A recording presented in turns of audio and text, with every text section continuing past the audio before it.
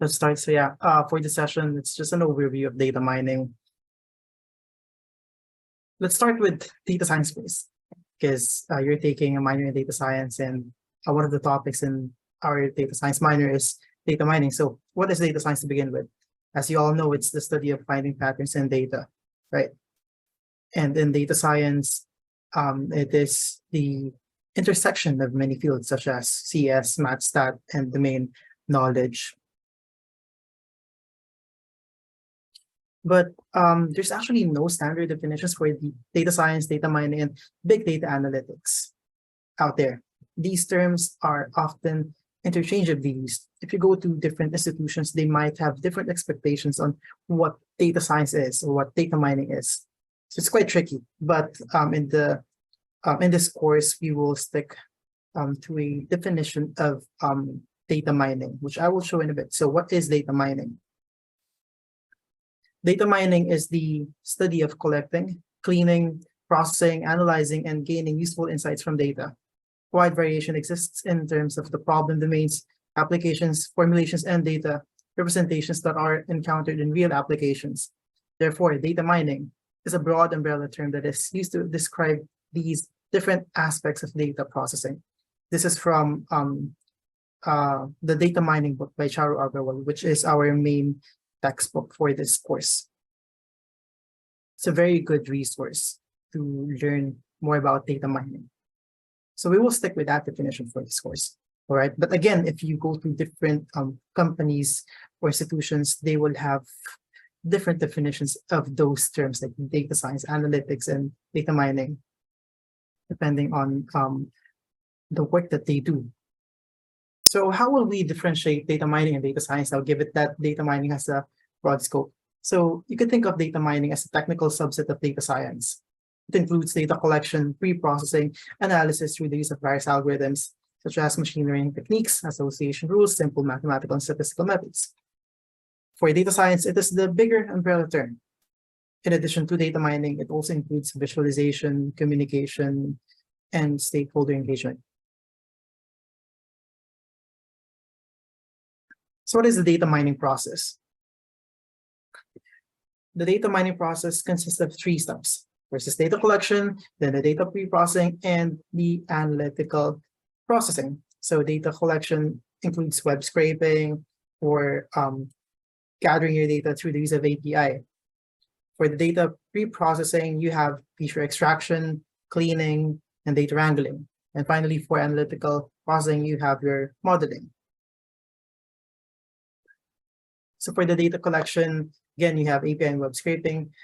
You use API if that is already available. For example, you have Facebook, Twitter, Google, Instagram, or Spotify. So make sure you use that because it already exists and it makes things easier for you. But if it doesn't exist, there's no API for that, then you might have to scrape your own data. And please remember this when doing scraping. With great power comes great responsibility. So you have to perform this with extra caution because you might get blocked depending on the website that you're accessing. It's case to case. There's no one way to do scraping. Each website is unique, thus this is heavy and trial and error. And the tools that you will be using for that is Beautiful Soup and Selenium. For example, scraping.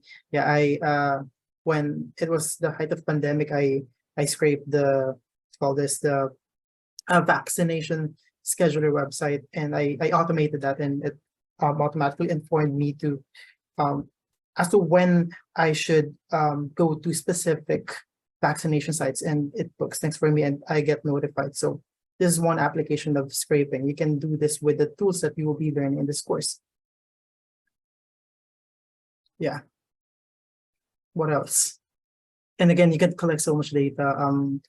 This gives you so much power when you know how to scrape because you're not limited to APIs or what is basically the things that are already provided to you out there. Okay, next is data pre-processing. So you have feature extraction for data pre-processing, and we will also be tackling regular expressions in this course. You could use it to extract text data. It's one specific form of feature extraction. Data pre-processing also includes cleaning and imputation, or filling in missing values. There's feature selection and feature transformation. Yeah, regex. So here's a meme about regex. Basically, you just type, well, it looks like a cat is just typing random characters on the keyboard. That's what regex looks like if you're not used to it. The syntax is not that intuitive at first, but you learn how to do regex in this course. Okay, next is analytical processing. So you'll be learning machine learning, some mathematical and statistical methods, and it also rules to analyze your data. Some applications of data mining. So there are 4 super problems in data mining according to our main textbook for this course. There's association rule learning, clustering, classification, and outlier detection. But we will modify that for this course because recommendation is also very important. And I think it deserves its own subcategory here. Now, these problems are not mutually exclusive. They have overlaps. For example, outlier detection could make use of classification techniques. So these problems, again, do have overlaps. So I'll discuss them in more detail in a bit. Yeah. So for this class, we will focus on the following: association rule learning, classification, regression. We will tackle this in more detail in Data 103 if you have not taken that. There's clustering, outlier detection. Again, you could think of it as specialized clustering for classification and recommender systems. Association rule learning is often used in the context of supermarket data or market basket analysis. The goal is to determine the associations between groups of items. It answers the question, which items are often bought together.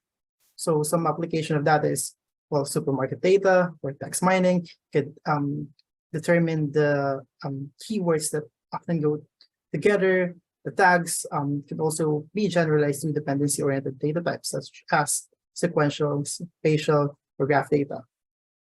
The technique that we will be using for this course are the following. So there's frequent item set mining, and specifically we'll be using a priori algorithm. We won't be tackling the other ones here, but basically could achieve the same end result with a priori. It's the other techniques could be faster in specific cases.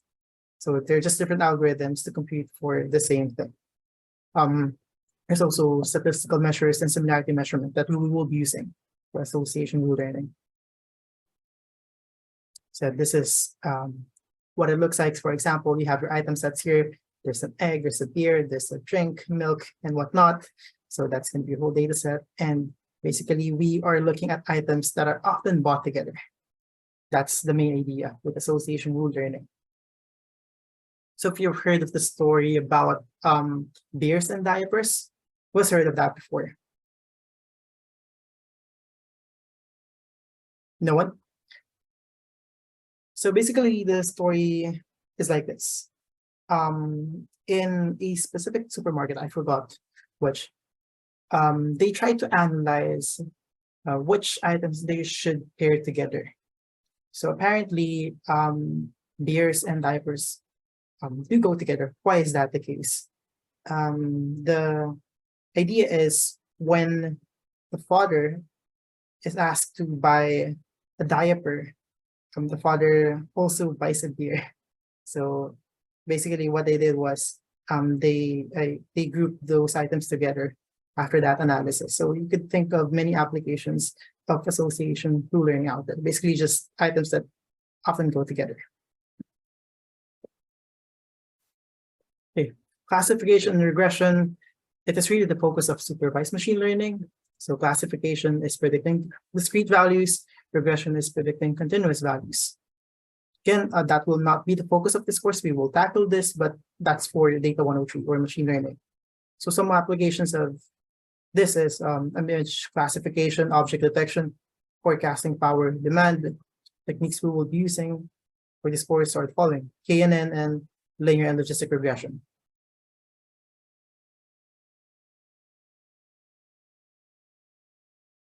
So yeah, just some visualization of classification regression. In classification, you're predicting the class. So in this case, it's binary.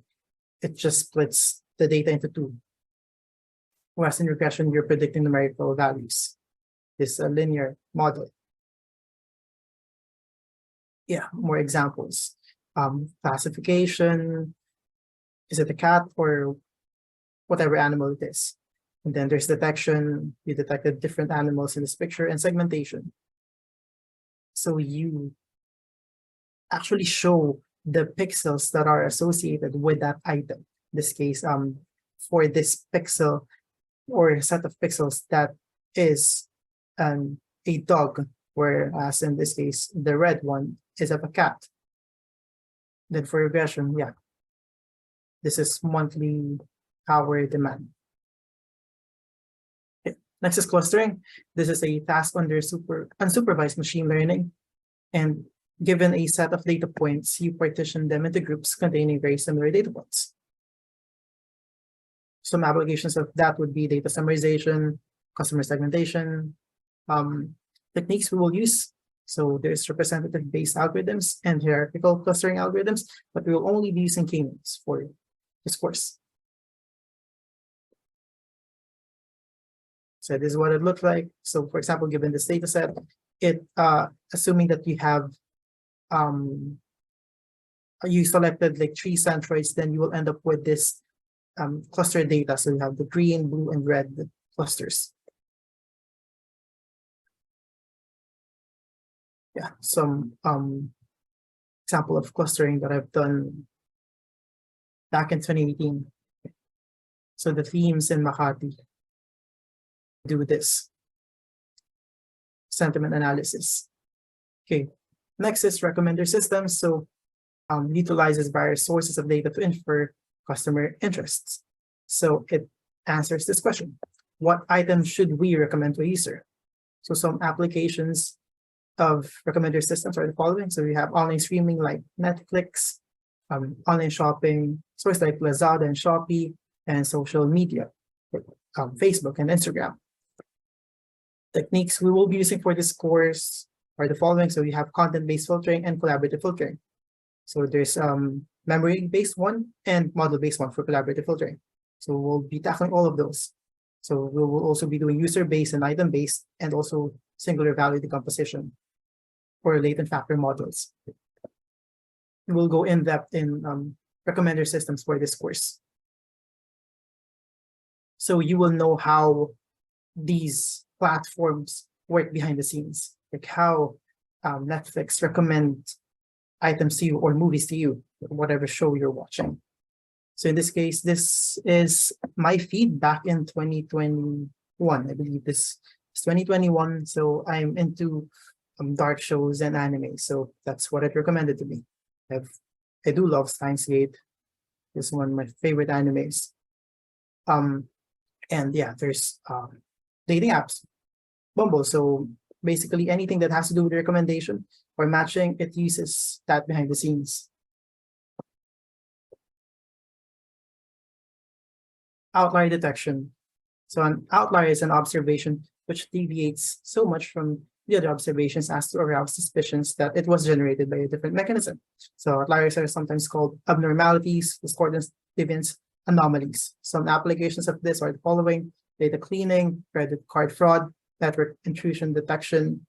So it could make use of machine learning techniques for this, or the traditional stat ones, such as like looking for the z-score, or just plotting it and see the interquartile range.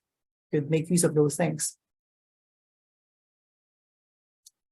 Yeah, that's it for the 5 super problems in data mining. For this group activity, I'll leave it to you. We can continue this in our face-to-face session on Thursday. Yeah, that's it for the intro to data mining. Any questions?